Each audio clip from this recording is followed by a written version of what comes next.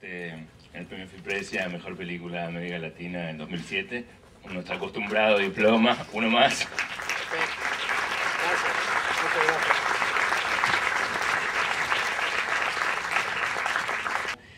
gracias. Lo que trato de decir es que no es el objetivo principal contar una historia.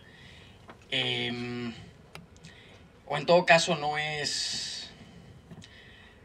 De alguna forma, bueno, la idea de que lo interesante es cómo mirar más que la historia misma, ¿no? La forma en la que la cuentas. Entonces, siento que esa idea que se repite tanto en el cine en Estados Unidos, por ejemplo, en las escuelas de algunos países es muy notorio, hace que finalmente el cine sea como ilustrar nada más. Como si lo importante no fuera cómo suceden las cosas, sino simplemente ir ilustrando para poder contar la historia. Eso es en el lenguaje televisivo muy claro, ¿no? O sea, si fulano va a ver a fulana, se sube al coche, entonces un plano de un coche, va y llega a la otra casa y la entrada y luego dentro. O bueno, puede ser más moderno y ya empiezan dentro y se ahorran el plano de fuera, pero sigue siendo narrativo e ilustrativo. Y yo lo que pienso es que es más importante aún que eso el cómo filmas ese coche que va de esa casa a la otra. Es decir, en ese sentido siento que el cine es mucho más parecido a la música, en el sentido de que lo que cuenta es la emoción que se va desprendiendo en cada momento de lo que ves y de lo que escuchas, y donde las cadencias y la unificación, si quieres, de un universo es lo que para mí es el objetivo esencial, y la historia es casi una especie de alambrado o de estructura central que sí es necesaria.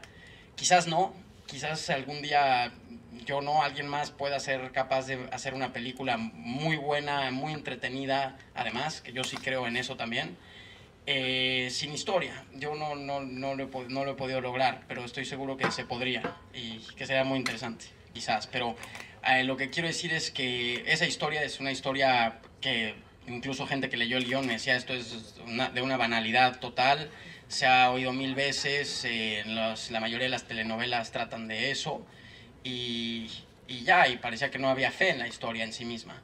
Entonces, yo lo que pienso es que sí, una vez más, es el cómo, y si logras la profundidad, tampoco se trata de hacer la estética vacía, ¿no? Y eso tampoco tiene ningún valor. A eso me refería. Sí.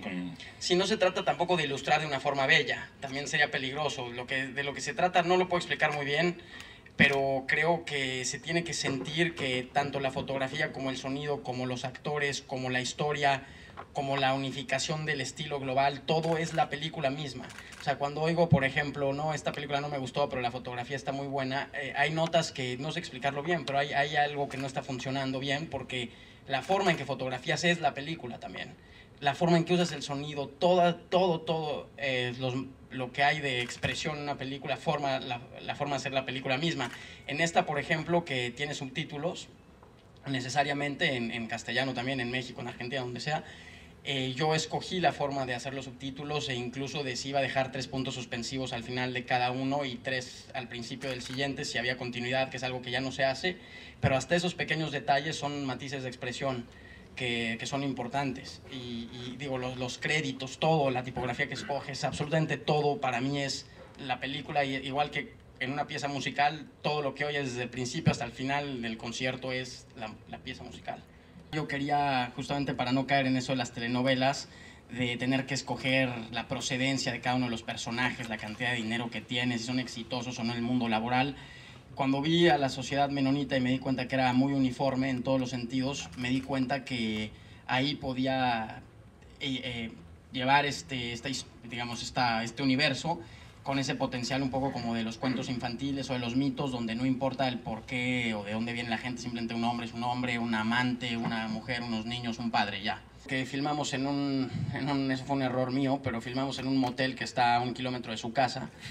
Entonces su mujer inmediatamente lo asumió como acá están filmando en un motel, y le pareció un poco fuerte. Y se puso muy nerviosa, y él también, y ese día estuvo a punto de renunciar. Bueno, de hecho sí renunció, pero luego ya hubo ahí un tira y afloja bastante serio. Y bueno, sí lo hizo y lo pasó un poco mal, pero él estaba convencido de la totalidad. Hay veces que la gente me pregunta cómo los convences o es que es fácil para ellos. No, es dificilísimo y para él, y tuvo que ser realmente muy valiente para hacerlo, porque sabía lo que se exponía y sí le costó mucho trabajo, pero dio su palabra al principio y quería el proyecto en la totalidad, por las partes difíciles también, y bueno, lo asumió. Esa idea de que el cine no debe ser ilustrativo, digamos, que el cine, lo que se ve y lo que se escucha forma parte es intrínseco a lo que la película es, está muy claro con la escena del principio, que obviamente se refleja al final, digo, con la toma del anochecer y del amanecer y del anochecer. ¿Se te ocurrió empezar y terminar la película así, estando ahí? ¿Era una idea que ya tenías previamente? ¿Y cómo fue que la lograron? Porque la verdad que es impresionante. Bueno, yo me imaginé la película sin esas partes, pero bueno, más o menos el proceso que yo hago para hacer un guión, bueno, en las 3 películas que he hecho, así lo he hecho, no es tomar notas ni trabajar un guión y retrabajarlo una vez más, sino de alguna forma tener la idea de la atmósfera de la película, la idea de ciertos momentos esenciales y lo escribí en 3 días, prácticamente sin parar, y prácticamente nunca lo volví a tocar, ni en diálogos ni nada. Lo escribo un poco como si fuera una especie de sueño, de trance o algo así, o visión hipnótica, no sé. Lo escribo con colores, con encuadres, con tiempos, digo, todos los diálogos, y así queda. Pero ya se me olvidó dónde iba exactamente. La escena del principio. Sí, exacto. Entonces, en esos días, esto va a parecer muy banal, pero es que es mejor que sea la realidad y se vea que es muy banal a veces la creación, o bueno, surge de la banalidad. Estaba en mi cuarto, en un lugar muy hermoso en la costa de Vizcaya, en el País Vasco, y estaba oyendo música en mi computadora, y en el salvapantallas de mi computadora Mac es el de los astrónomos. Entonces había unas estrellas ahí volando, o sea, así como flotando, y me pareció increíble. Estaba oyendo Sigur Rós y bueno, te digo, parece banal, pero en realidad no lo es lo contrario. Digo, todo lo que puedes crear en la vida, o lo que han creado grandes poetas o artistas, viene de cosas que observan en el mundo físico y que sienten, ¿no? Entonces, yo nomás sentí eso, y sentí en ese momento que eso me iba a ayudar a abrir y cerrar la película. Y de ahí me vino la idea de bajar de las estrellas a ese amanecer. ¿Y cómo lo hice técnicamente? Es secreto. Pero lo que sí te puedo decir es que no son imágenes de computadora ni una, son imágenes ópticas, todas, y básicamente tampoco es un time-lapse, o sea, una condensación ahí en el tiempo con pocos cuadros por minuto, sino una serie de empalmes cruzados. No revelemos más. No, bueno, ya está casi. No, perdón, lo más difícil para los que saben de fotografía y eso y más o menos pueden seguir era que no, o sea, en un timelapse se acelera el movimiento y las nubes cambian y las cosas que se mueven se alteran, sobre todo en un plazo de 1 hora y cuarto, que es más o menos lo que transcurre. Lo más difícil fue eso. Entonces tenía que ser un día sin absolutamente nada de viento para que todo pudiera luego encimarse, ¿no? Cabalgar o como que sea. Mantiene un poco ese rigor y esa cosa modélica, bresoniana de dirección de actores. Es un poco más empática y los actores tienen como una forma, digamos, si crees, más emocional de comunicarse con el público o dentro de la película con los otros. ¿Vos crees que eso lo dispusiste a partir de que la película también tenía un tono similar? Digamos, que vos te acercabas a la película desde un lugar más compasivo, empático, no sé cómo. Es que para contestarte eso distinguiría las 2 razones por las que creo que en el cine, no en general, no tengo nada contra los actores ni nada, me refiero en el cine solamente, no con el teatro, por ejemplo. Creo que hay 2 razones por las que creo que el cine no es para los actores. La primera es porque, y es objetiva, y es que las caras conocidas, para mí, rompen la esencia más poderosa y la magia absoluta del cine, que es que lo que uno ve y oye lo percibe como real. Los sentidos lo perciben como real, y por un proceso de codificación mental, uno sabe que eso no es verdad, bueno, es puesto en escena y entonces se relaja. Pero uno lo percibe como real, incluso desde las primeras tomas en blanco y negro de los trenes de los hermanos Lumière. En cambio, en el teatro creo que el proceso es exactamente el inverso. Uno sabe que esos son una serie de gente disfrazada arriba de unas tablas hablando fuerte y con el cerebro codifica para identificarse y emocionarse y disfrutarlo. Pero el cine creo que es lo contrario. Entonces yo creo que cualquier cosa que hagas para reducir ese poder, para mí ataca al cine. O sea, si tú estás viendo una película en la que sale Nicole Kidman, ya por más que esté bien disfrazada y todo, ya el tema es qué bien le hicieron la nariz de Virginia Woolf y el qué bien está el siglo XIX y todo, y ahí está Nicole Kidman y es muy entretenido, igual que ver a cualquier futbolista conocido en un desfile de modas. O sea, eso es algo que amamos per se porque es fácil, pero rompe para mí la esencia del cine. Entonces, para mí una cara conocida no debe ir. Ahora, la segunda, entonces me dirás, pues entonces un actor que no sea conocido sí podría estar. Entonces, sí, totalmente, esa es la segunda parte. Si lograras hacer que el actor no actúe, ahorita explico eso, sí estaría bien.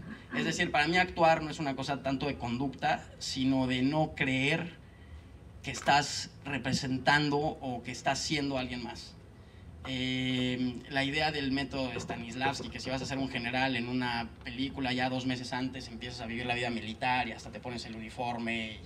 Todo eso para mí es completamente irrelevante. Para mí es el cine con la edición, con la historia, con la presencia que va creando al personaje más que el actor, con su técnica. A mí lo que más me interesa es la presencia física y finalmente, si quieres, espiritual o energética del sujeto. Entonces, si uno actúa, si uno pretende que es el menonita enamorado, entonces él automáticamente para mí pone un bloqueo y ya no emana totalmente la energía de este sujeto. Pero entonces tú me dirías, pero pues ahí están diciendo parlamentos que tú les dices y están vestidos y caminando. Sí, es verdad que hasta un cierto punto lo que yo digo es en términos absolutos es imposible, pero se puede lograr hasta un grado muy grande si logras que a la gente que está haciendo la película no le interese nada la película. Es decir, no, si ellos no quieren si logras que ellos no estén ahí pretendiendo que van a aportar algo al personaje, sino que ya confían en ti y se prestan como un árbol o como un niño, por ejemplo, o como un caballo que tú lo filmas y estás atrapando a la esencia del caballo, de ese ser vivo que emite energía. Y eso es para mí mucho más interesante y se bloquea en el momento que el sujeto está pretendiendo aportar o recrear un personaje. Pero no, creo que no es exactamente así. Es decir, creo que la razón por la cual puede dejar algo largo tiempo delante de la cámara, incluso a veces se debe, o esos acercamientos, es, para ponerlo en términos conceptuales, es más bien para que en lugar de que estemos en un proceso de conceptualización a través de la mirada, entremos en el terreno de la contemplación. En la contemplación las cosas ya no son solo el concepto platónico, digamos, que significan, sino que son lo que son y entonces se pueden transformar según la vivencia del que las mira. Es decir, eso está un poco rebuscado, pero haz de cuenta que yo creo que cuando tú lo miras suficiente tiempo en el cine, vuelves a la sensación que puedes tener en la infancia hasta antes de los 5 años, donde los objetos todavía no son conceptos, solo son objetos. Yo recuerdo el piano de mi abuela, yo me metía debajo y mi hermano tocaba la tecla y me acuerdo que lo que sentía era que vibraba la madera y que la pared de al lado también estaba viva, y recuerdo un papel tapiz y sentía que de ahí salía el sonido y era una cosa totalmente mágica. Y ahora cuando oigo un piano ya no es así, lamentablemente, ya es una nota de un piano y sigue siendo muy hermosa, pero ya es un concepto. En cambio, creo que, por ejemplo, con ciertas drogas o en procesos de elevación del sentimiento, no sé, vuelves a sentir esas cosas.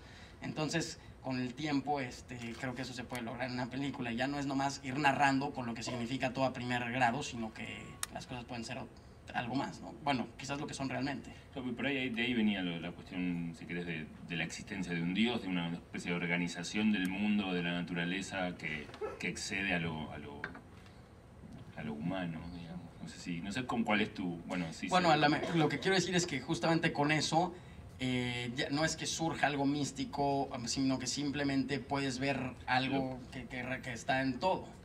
Como con las drogas. Con las drogas. No, bueno, no lo decía porque yo pruebe drogas, sino porque leí el libro de Huxley de Claro. Las puertas de la percepción y él lo explica mucho mejor.